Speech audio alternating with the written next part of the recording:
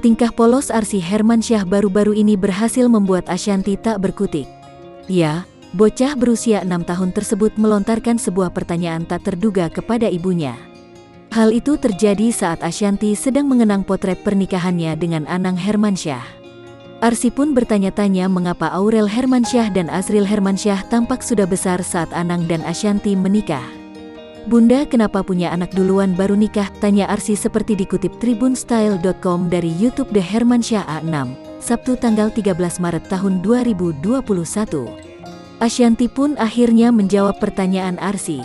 Ia juga menjelaskan sosok Krisdayanti, ibu kandung Aurel dan Azril. Hal itu dilakukan Ashanty agar Arsy tidak kebingungan, khususnya saat nanti Krisdayanti datang ke pernikahan Aurel. "Jadi dulu ayah sebelum sama bunda, udah pernah nikah. Tapi orang itu kadang kalau nikah ada juga yang berpisah. Mungkin enggak cocok," terang Ashanty. Mendengar hal itu, Arsy tampak masih bingung. Ia mencoba bertanya kembali maksud dari penjelasan Ashanty. Setelah mendapat penjelasan untuk yang kedua kalinya, Arsy terlihat masih belum paham. Ashanty lantas mencoba mencari kalimat yang mudah dimengerti sang anak.